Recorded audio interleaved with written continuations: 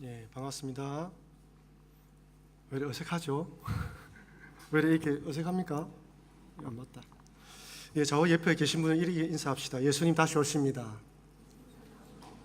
자, 뒤에 계신 분은 한번 할까요? 예수님 다시 오십니다.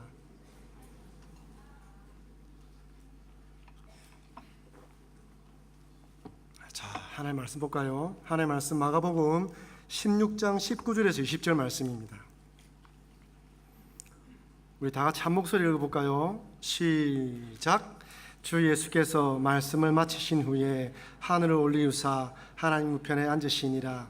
제자들이 나가 두루 전파할새 주께서 함께 역사하사 그 따르는 표적으로 말씀을 확실히 증거하시니라. 아멘. 지금 여러분들 마가복음을 전체 다 강의한 거죠? 그죠? 목사님 설교를 해가지고 오늘 부활절 부활에 관한 마지막 설교 듣는 거죠?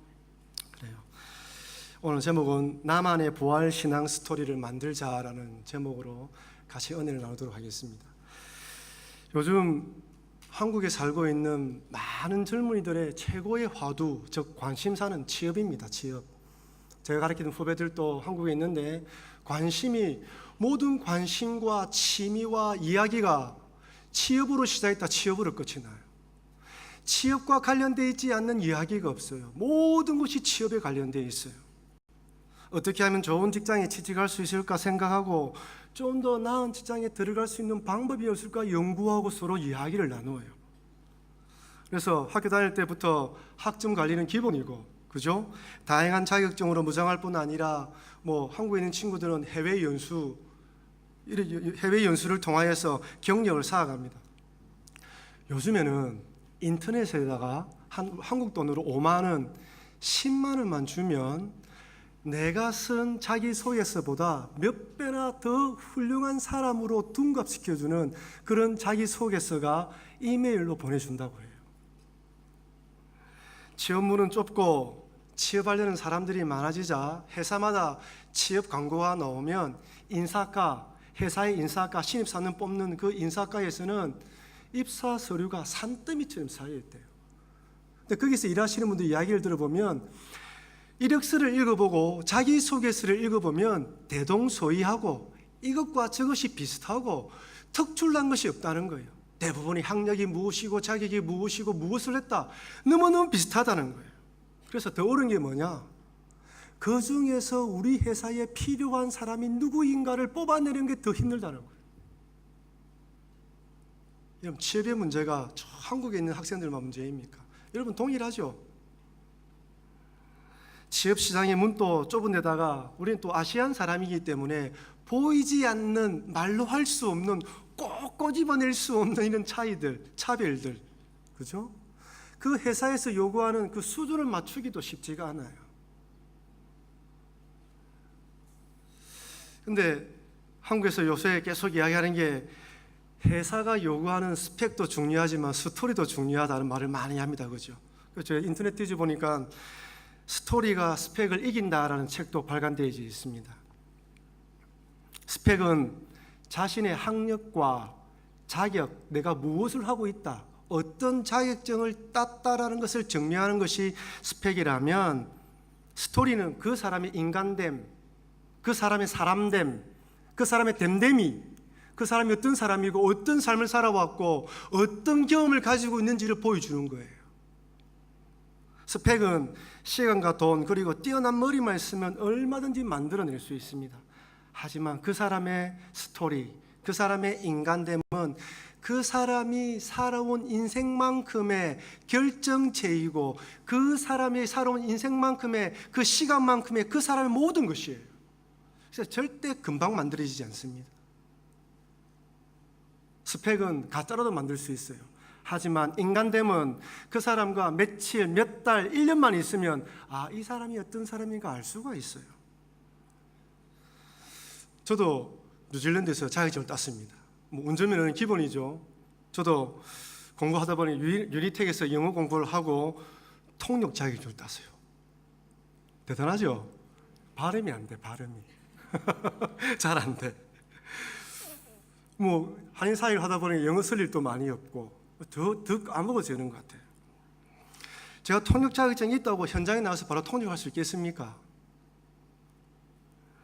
통역할 수 있는 자격증은 취득했지만 현장에서 사용하기 위해서는 현장에서 실습 과정이 필요하고 그 분야에 해당하는 영어를 많이 배워야 돼요.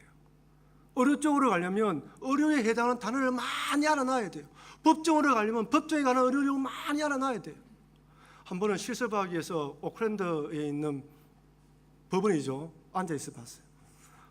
한국 통역사가 통역하는데 들어보니까 뭐 그렇게 썩 잘하는 것 같지는 않더라고. 근데 그 현장의 분위기를 너무너무 잘 전달하는 것 같더라고요. 자격증이 있다고, 스펙이 있다고 그 사람이 그 현장에 맞는 사람이라고 인정할 수가 없습니다.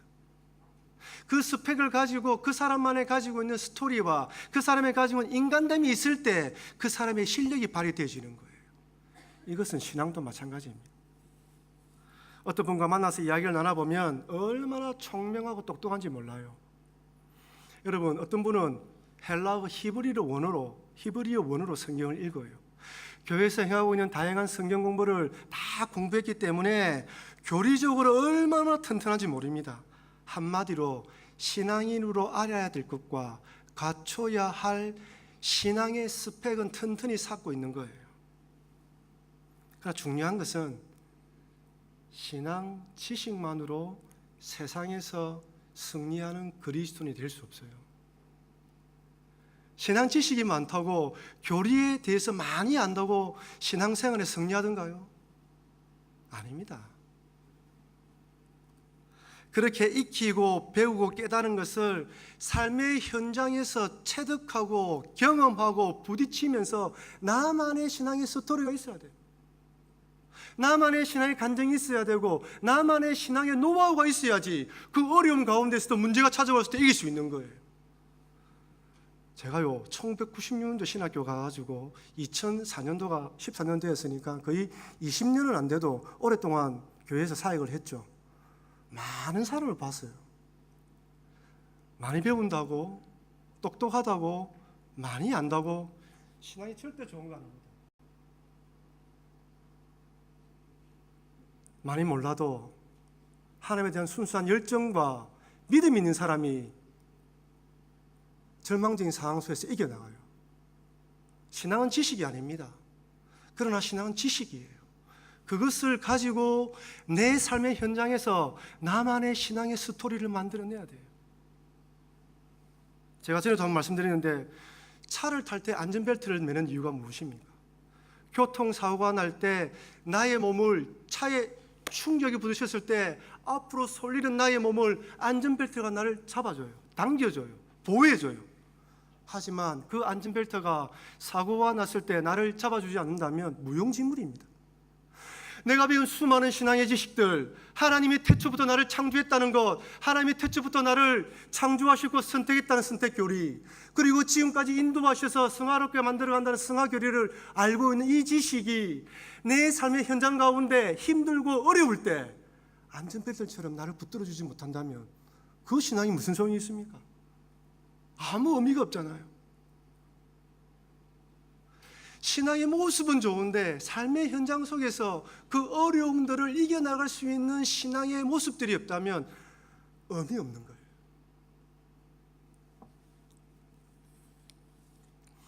이것은 오늘 배울 부활에 관해서도 마찬가지입니다. 부활이 무엇입니까? 죽은 사람이 살아난다는 거예요. 우리 그리스도인들은 죽었더라도 다시 살아나는 것을 믿는 사람들입니다. 왜? 예수님이 죽었다가 살아났기 때문이에요. 2000년 전에 이 땅에 오신 하나님의 아들 예수님께서 십자가에 달려 돌아가셨다가 사흘 만에 부활하시고 40일 동안 이 땅에 계시다가 하늘로 승천하셨다라는 것을 믿는 것이 기독교 신앙이에요. 부활 신앙이 없으면 우리는 아무것도 아닙니다. 이 땅에서 더 많은 돈을 벌기 위해서 더 많은 인기를 누리고 더 많은 명예를 누리고 살아가면 되는 거예요. 하지만 그것보다 부활한다는 것을 믿기 때문에 때로는 양보하고 희생하고 포기하고 주님께 시간을 드리는 것입니다. 고린도전서 15장 4절에서 6절 말씀에 이 말씀이 있습니다. 한번 읽어볼까요? 시작.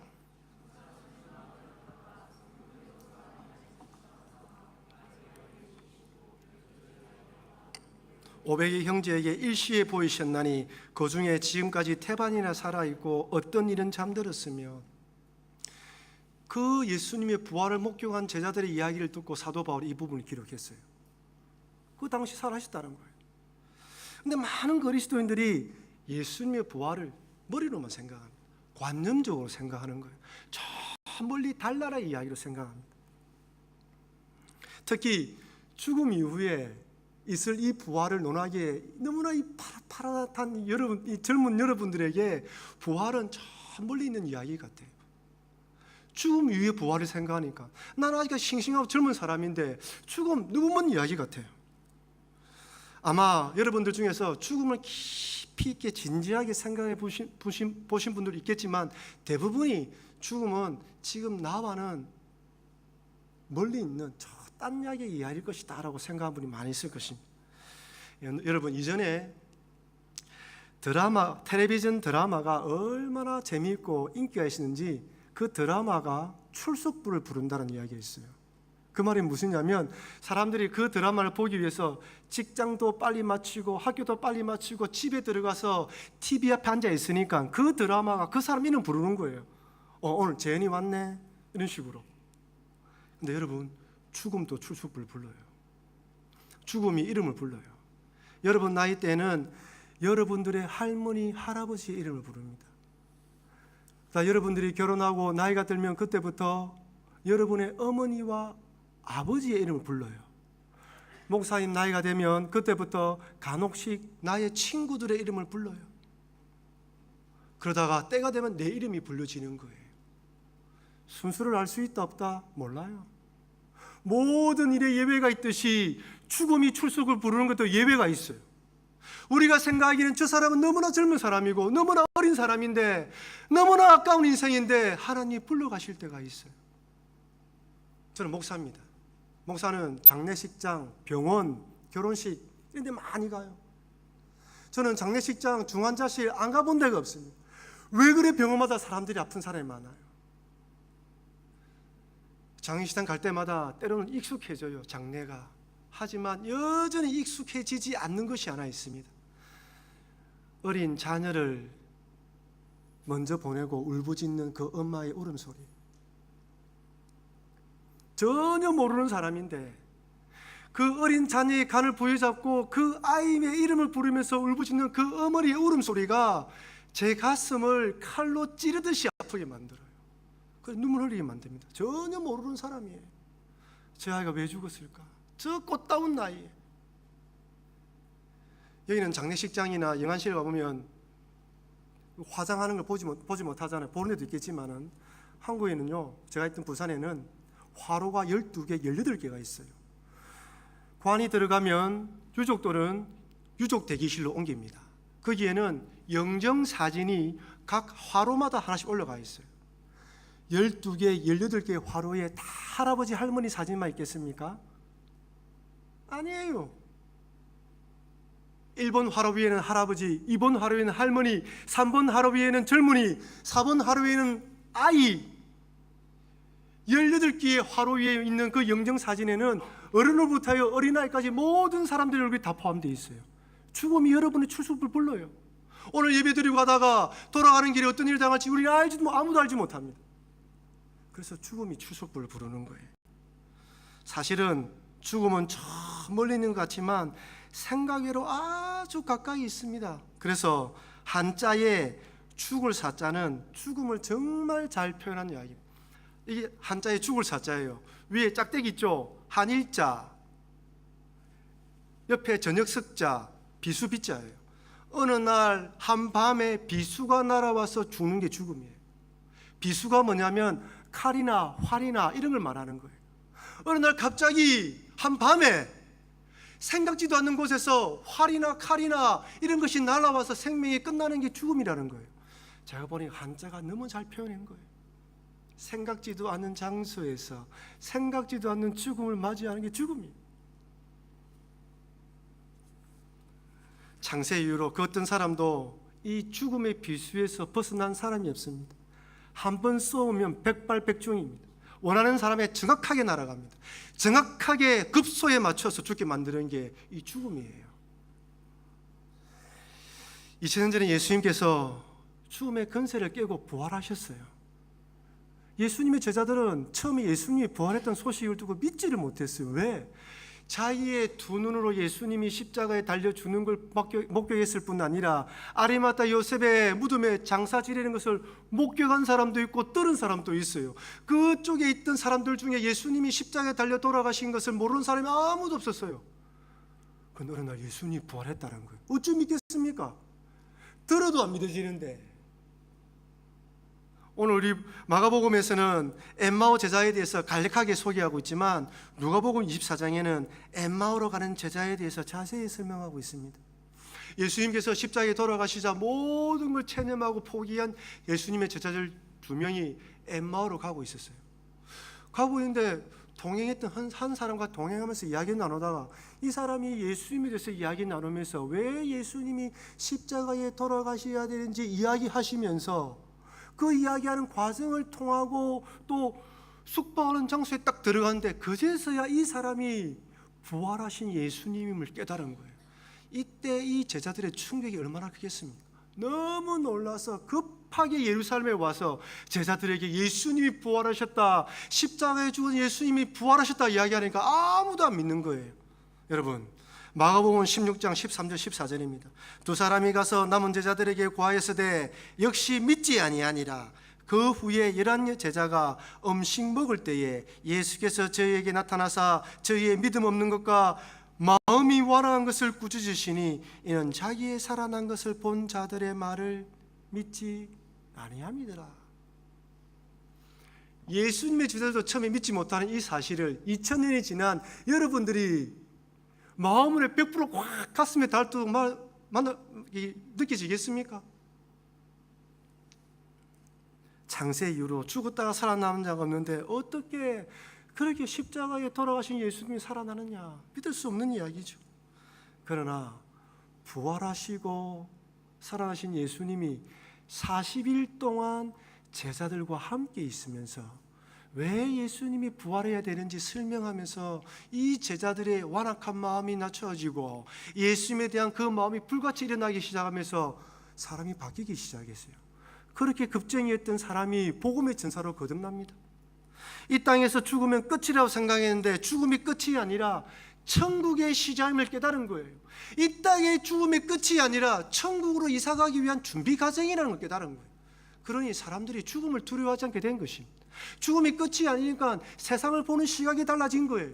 이것에 연연한 사람들이 이것만이 아니구나, 더 다른 귀중한 가치가 있는 걸 깨달은 거예요. 그때부터 상대적인 평가로 자신을 바라보지 않습니다. 나의 나됨이 하나님의 은혜임을 깨달은 거예요. 누가 이 사람들을 이기겠어요? 어떤 사람들이 이 사람들을 감당하겠습니까? 마가복음 16장 20절에 이렇게 말씀하십니다. 제자들이 나가 두루 전파할새 주께서 함께 역사하사 그 따르는 표적으로 말씀을 확실히 증거하시느니라. 두려워 떨며 나도 예수님처럼 죽을 것이라 생각하며 꽁꽁 문을 잠그던 제자들이 완전히 사람이 바뀌어버렸어요. 두루다니면서 예수님의 복음을 전했습니다. 예수님의 부활을 목격한 제자들에게 부활은 머리로 하는 지식이 아니에요. 이 땅에 사는 동안 삶으로 증거해야 되는 복된 소식이 부활임을 알았던 거예요. 삶으로 그 부활을 내 삶으로 실현해야 되는 하나님의 최종의 중요한 교리인 걸 알았던 거예요. 그래서 그들의 부활은 머리로 이야기하는 게 아니에요. 삶으로 드러나는 게 부활이었던 거예요. 그래서 삶으로 부활을 증거했습니다. 여러분, 사도행전 12장에 어떤 사건이 나옵니까? 사도행전 12장에 보면 베드로가 감옥에 갇혔다가 천사의 도움으로 도망치는 장면이 나와요. 이 장면을 보면 몇 가지 놀라운 일이 발생합니다. 그때 유대를 다스리고 있던 헤롯 아그리파 1세 왕이 유대인들이 이 예수 믿는 사람들을 핍박하면 좋아하는 걸 알았어요. 그래서 이 헤롯 왕이 야고보를 잡아서 순교를 한 참수형을 취했어요. 예상대로 유대인이 좋아하자 이번에는 베드로도 잡아 죽이자 하고 베드로를 잡아서 옥에 가두었습니다. 근데 마침 그 주간이 무교절이 되어서 절기 중에는 사행을 시키면 안 돼요. 만약 절기 중에 사행을 시키면 유대인들이 우리 절기를 무시하네, 우리를 무시하네, 반란을 일으킬 수 있기 때문에 절기 중에는 베드로를 옥에 가두었던 거예요. 기록에 하면 이때 옥에 가두는 방법이 성경 일부 나와 있어요. 내 왼쪽 손에 로마 군인이 왼쪽 손으로 감옥에 쇠사슬을 묶는 거예요. 내 오른손에 또 로마 군병 오른쪽에 있는 사람이 자기 손에 이렇게 묶는 거예요. 발도 마찬가지, 잠잘 때도 이렇게 자는 거예요, 이렇게. 그래서 무교절이 끝나는 날 사형시키기를 기다리고 있었어요. 야고보도 죽었어요. 베드로도 감옥에 있습니다. 이때 교회에서 기도하기 시작합니다. 사도행전 12장 5절, 이에 베드로는 옥에 갇혔고 교회는 그를 위하여 간절히 하나님께 빌더라. 그를 위하여 간절히 하나님께 빌더라. 여러분, 만약에 예미다 태국에 방호사에 갔어. 무장단체에 납치가 됐어. 여러분들 어떻게 기도하겠습니까? 어떻게 기도할 것 같아요? 베드로가 감옥에 갇혔어. 야고보는 죽었어. 이제 베드로 차례. 교회들이 어떻게 기도했겠습니까? 한번 생각해보세요. 첫 번째, 하나님의 능력으로 베드로를 살려주세요. 보이지 않는 능력으로 로마 군병의 팔을 끊어주시고 쇠사슬을 끊어주셔서 구원해주세요. 그래 기도할 수 있습니다. 하나님의 능력이 있으니까 도와달라고. 그러나 그 교인들은 그렇게 기도하지 않았습니다. 여러분 보세요. 만약 교회가 그렇게 기도했다면 하나님께서 깊이 잠든 베드로를 깨워 일으켰어요. 베드로를 깨워 일으켜서 베드로가 비몽사몽간에 빠져나와서 간 곳이 교인들이 자기들을 위해서 기도하고 있는 그 장소로 갔어요. 그 장소를 가서 문을 두드리니까 로데라는 여자아이가 나와서 베드로가 살아 돌아온 것을 보고 급히 뛰어올라가서 베드로가 살아왔습니다 라고 이야기를 해요. 그때 그렇게 말하자 성도들의 반응이 어떻게 되는 줄 아십니까? 사도행전 12장 14절 15절입니다. 베드로의 음성인 줄 알고 기뻐하여 문을 미쳐 열지 못하고 달려들어가 말하되 베드로가 대문 밖에 섰더라 하니 저희가 말하되 내가 미쳤다 하나 계집아이는 힘써 말하되 참말이라 하니 저희가 말하되 그러면 그의 천사라 하더라. 여러분 생각해보세요.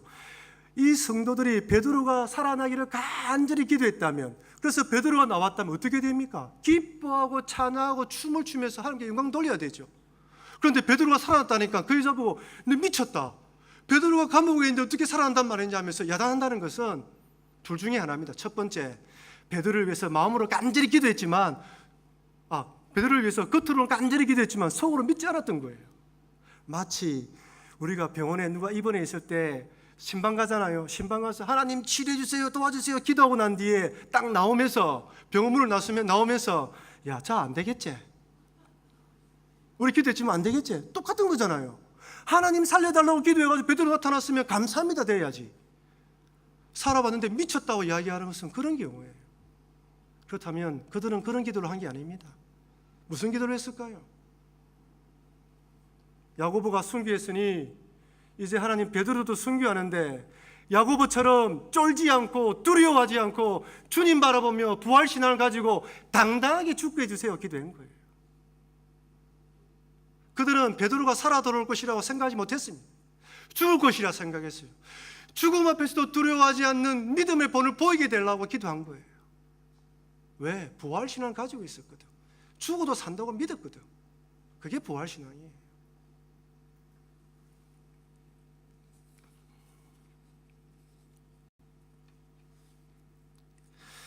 근데 더 놀라운 것은 베드로입니다. 베드로. 오늘 사도행전 전체 다 읽지는 않았지만 사도행전에 베드로가 감옥에 갇힌 그날 밤은 내일 되면 이 베드로가 사형을 집행당하는 날이에요. 사도행전 아까 읽던 12장 6절 7절 말씀입니다. 헤롯이 잡아내려고 하는 그 전날 밤, 그러니까 헤롯이 잡아내려고 하는 그 전날 밤이라는 것은 사형 집행날 전날 밤이에요. 베드로 감옥에 갇힌 날은 사형을 당하기 전날 밤이란 말이에요. 오늘 이 이야기들이. 베드로가 두 군사틈에서 두 쇠사슬에 매여 누워 자는데 파수꾼들이 문 밖에서 옥을 지키더니 호련히 주의 사자 곁에 서매 옥중에 광채가 조요하며 또 베드로의 옆구리를 쳐 깨워 가로되 급히 일어나라니 쇠사슬이 그 손에서 벗어지더라. 사형 집행 전날 밤을 맞은 베드로의 모습을 한번 보십시오. 죽음을 앞둔 사형수의 초점을 볼 수 있습니까? 내일이 이 땅에서 마지막 날이라는 것을 알기에 두려워하면서 불안해하는 모습을 발견할 수 있습니까? 아닙니다. 얼마나 평안하게, 얼마나 깊이 잠드는지 천사가 쳐 깨워 일으키는 거예요. 불로도 아니라니까 천사가 좀 속된 말로 하면 발로 찬 거예요. 베드로 일어나. 마지막 죽음을 앞둔 그날 밤, 아무리 신앙이 좋아도 그렇게 평탄심과 평정심을 유지할 수 있단 말입니까? 내일이면 날카로운 그 시퍼런 칼에 목이 날아간 날인데 어떻게 그 전날 밤 로마의 군병 틈에 쇠사슬이 묶여서 이렇게 편안하게 잘 수 있단 말입니까? 베드로에게 어떻게 이런 용기와 담대함이 생겼습니까? 바로 부활신앙 때문입니다. 죽더라도 살아나는 부활신앙, 목이 잘린다 하더라도 살아날 수 있다는 부활신앙, 그것 때문에 그 전날 밤이었지만 두려워하지 않고 초조해하지 않고 불안해하지 않고 잠자리 들 수 있던 거예요. 여러분 놀랍지 않습니까? 대단하지 않습니까? 여러분 어떻습니까? 베드로와 같은 죽음을 앞둔 날은 아니지만 여러분 각자 인생만큼 여러분 앞에 처해 있는 상황들은 어찌 보면 베드로가 감옥에 갇혀 있는 상황처럼 절망적인 상황에 처해 있는 형제 자매도 있을 거예요. 저는 여러분들 개인적으로 아는 사람이 많이 없습니다. 여러분 아무도 몰라요. 하지만 여러분들만이 가지고 있는 고민이 있어요. 남에게 이야기할 수 없는 절망적인 상황, 마치 베드로처럼 내일이면 죽을지도 모르는 그런 절망적인 상황. 여러분 나만의 고민은 다른 사람과 비교할 수 있는 게 아니에요. 내가 가지고 있는 고민이 제일 어려운 거예요. 그렇다면 그 상황 가운데에 여러분이 지금까지 믿어왔고 배워왔고 익혀왔던 신앙의 교리와 하나님 말씀은 여러분들에게 어떻게 적용하고 있습니까? 어떻게 작용하고 있어요? 그 신앙이 그 절망 가운데 나를 안전벨트처럼 쫙 붙들어주고 있습니까? 아니면 고장난 안전벨트처럼 덜컹덜컹거리면서 사고 나면 금방 죽을 것만 같습니까? 그렇다면 여러분 베드로는 그렇게 예수님의 부활을 목격하자마자 오늘 본문에 오늘 읽었던 사도행전 12장 같은 이런 놀라운 사람으로 한순간에 바뀐 것일까요? 아닙니다. 사도행전 1장에 성령 강림이 있은 이후 사도행전 12장에 오늘 본문이 오기까지 사도 베드로에게도 총 12장의 시간만큼 필요했던 거예요.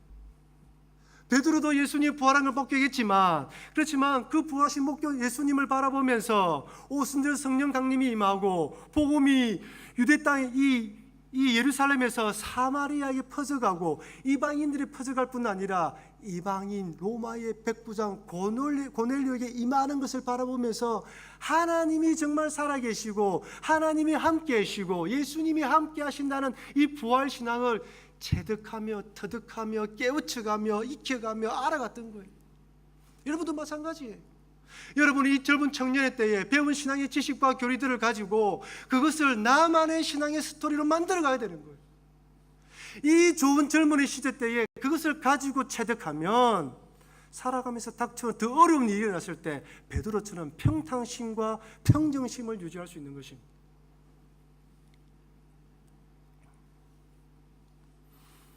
결코 쉽지 않은 작업입니다. 신앙의 지식을 가지고 현장에 적응한다는 거 어려운 이야기예요. 그러나 이런 과정들을 반복해서 해나가면 세상이 감동할 수 없는 내 신앙의 스토리가 나와요. 그 사람 입에서 나오는 이야기가 아니라 그 사람 삶을 통하여서 하나님이 어떤 분인가 드러나는 거예요. 여러분 말 잘하는 것은 몇 분만 같이 있으면 끝이 나요. 그 사람 됨됨이는 오래 가면 오래 갈수록 아름다운 향기가 퍼져나게 되어 있습니다. 마지막으로 여러분들에게 이런 감동 있는 신앙 스토리를 살았던 한 분을 소개하면서 제 설교를 마치려고 합니다. 엄마는 소풍증이라는 책을 쓴 황교진 집사님인데 이분은 아마 저하고 나이가 비슷한 것 같아요. 이분의 삶의 스토리를 한번 소개하려고 합니다. 이분은 1970년생인 이 집사님은 본인이 대학원 진학을 앞둔 27살이 되던 해에, 그러니까 27살 1997년 11월 달에 어머니께서 뇌출혈로 쓰러졌대요. 어머니 시장에서 일을 하시는데 평소에도 두통이 많아서 늘 이렇게 진통제를 먹고 다니시는데 그날 갑작스럽게 뇌출혈로 쓰러진 거예요. 응급실로 옮겨서 중환자실에서 3개월, 일반 병실에서 5개월 동안 치료했지만 의사들이 가망이 없다라는 그런 판정을 받고 식물인간 상태로 퇴원하게 됩니다. 그래서 1998년 6월에 퇴원했습니다.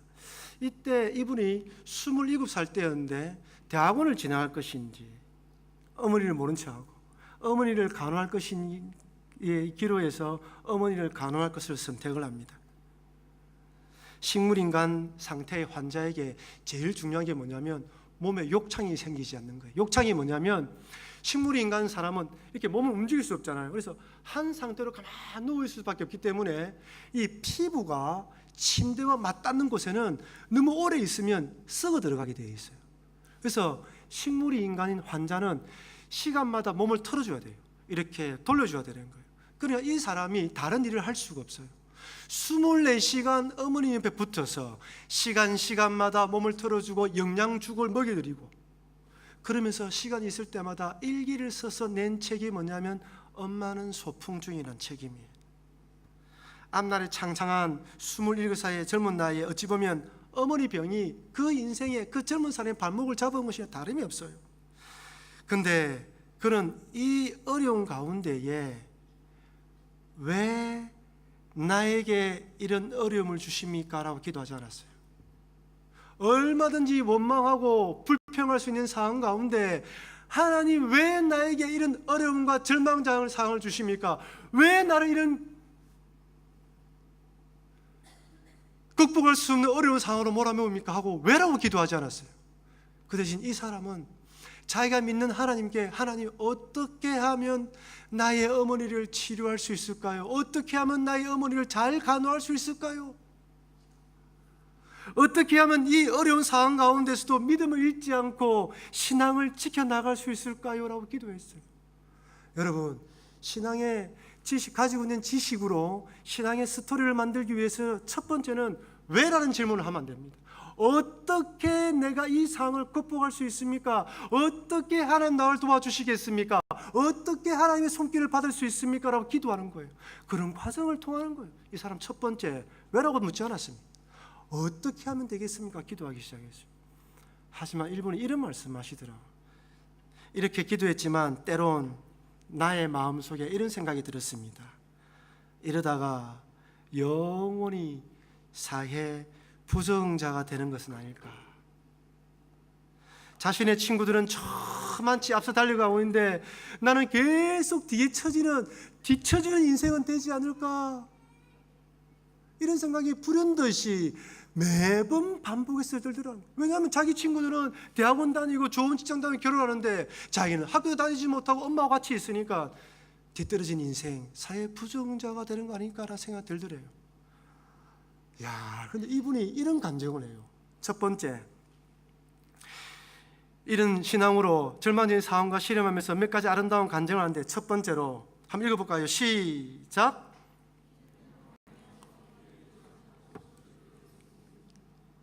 힘든 광야에서 길을 잃지 않고 지도를 그릴 수 있는 능력을 하나님 주셨대요. 여전히 어렵고 힘든 상황이지만 그 어려운 가운데도 하나님을 발견하고 믿음으로 나아갈 수 있는 길을 발견했다는 거예요. 두 번째, 남들보다 뒤떨어질 것 같고 사회 부정자가 될 것 같은 초조함과 불안함이 언제부터 편안함으로 바뀌는 것. 세 번째, 힘든 것들이 덜 힘들어 보이는 것. 마지막 네 번째, 마음의 안정을 찾을 수 없는 상황 가운데서도 안정을 누릴 수 있는 마음. 여러분, 이것이 어디서 오는 겁니까?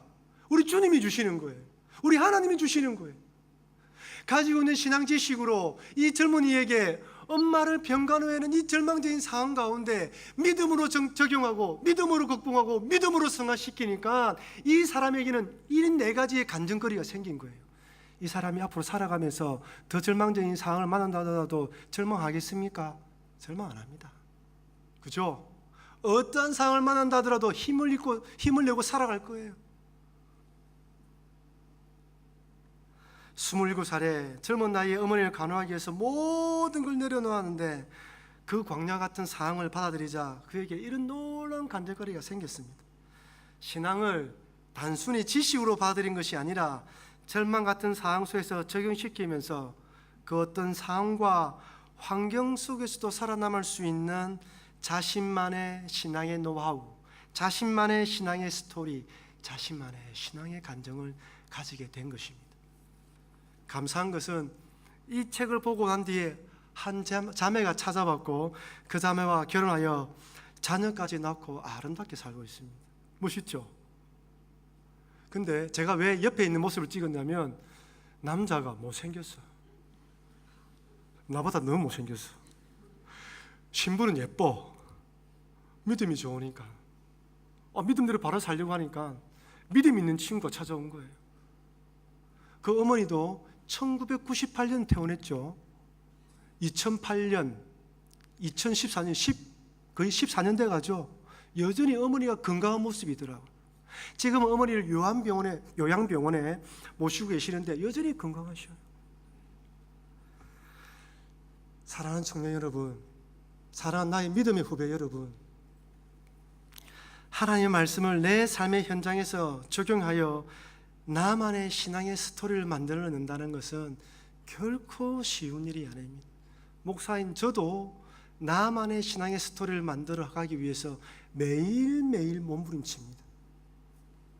특히 죽음은 저 멀리 남의 이야기처럼 느껴지는 20대, 이 30대의 젊은 여러분들에게 예수님의 부활은 저 멀리 딴 나라의 이야기, 달 나라의 이야기처럼 느껴질 수도 있습니다.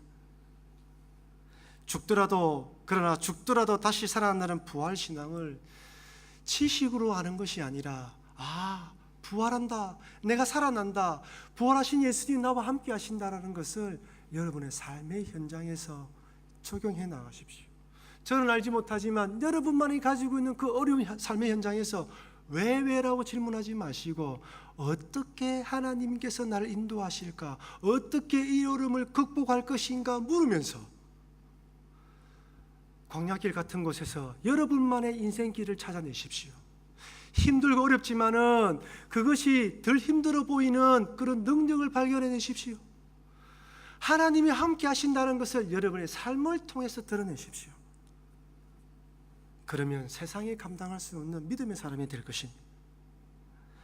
그래서 단지 세상에서 성공만을 꿈꾸는 여러분의 친구와 직장 동료들에게 그것이 전부가 아니다, 이 땅에서만의 인생의 끝이 아니라 죽음 이후에 하늘나라가 있고 천국이 있다는 것을 여러분의 입술이 아니라 여러분의 삶을 통해서 증거함으로 하나님께 영광을 돌리시는 여러분과 제가 되길 주님의 이름으로 축원합니다. 다 같이 한번 기도하도록 하겠습니다. 제가 한번 기도하겠습니다.